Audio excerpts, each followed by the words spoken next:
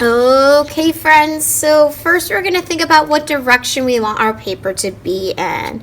I need you to have a little room at the bottom of your circle. So if you have your paper this way and there's no room at the bottom, try twisting it this way, and then you will end up finding that there's a little room. So figure out an area where you have room at the bottom of your paper.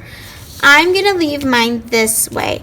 Now, for any reason somebody does not have any room at all, we'll figure it out. The reason why you need room is you have to have an area for your feet.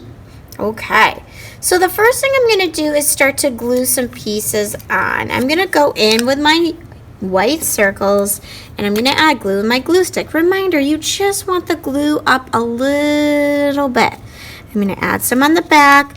And right where I have that circle there, that little middle circle, right about over there, I'm going to flip that over now and rub.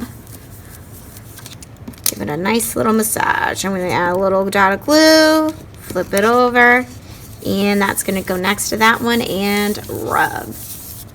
Now I'm going to get my triangle for my beak. I'm going to do the same thing. I'm going to add some glue on the back, and this is going to go right under your eyes, and you're going to rub.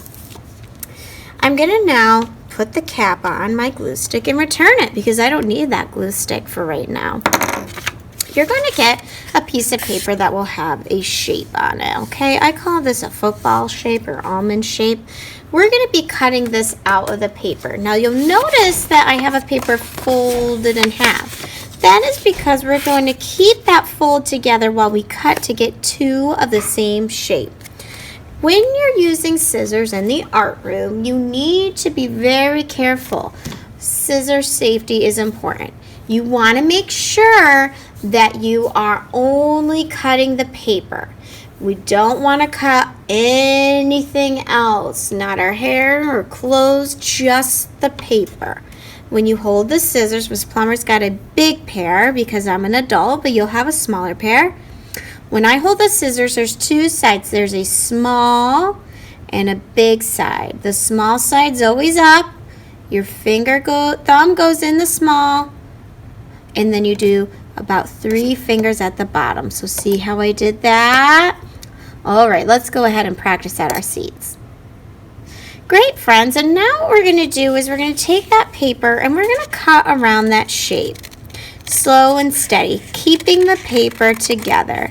Okay, sometimes I like to cut a little bit on the outside of the line that I drew, or that is on the shape. So if I make a mistake, I can always fix it later. Perfect, I got that cut out. Now we're going to glue these shapes down for the wings of our bird. I always tell my friends, add the messy to the messy side. So when you're drawing a shape, in this case, I already drew it for you, but you might notice that on one of your shapes, on one of the sides, there's some marker. We want to cover that up so we don't see it in our project. So I'm going to add the glue to that side. So any side you don't want to see, you get a little glue. And now we're going to flip it over. And this is going to the point of this is going to kind of be about where your triangle and circle are. So it's just the wings. This one doesn't have any lines on it, so I can do any side. Alrighty, I rubbed those on good. Now we're going to get our Sharpie, and we're going to do some Sharpie designs. We're going to do a little filled in circle for the center of the bird's eyes. We're going to do a couple little circles in the beak. And then I'm going to do just some little lines for textures that look like feathers in the wings. Next, friends, we are going to add some legs. You're going to do a straight line. Off that straight line, you're going to do a V. That's upside down. It almost is like a triangle without a bottom. And then another line that comes down.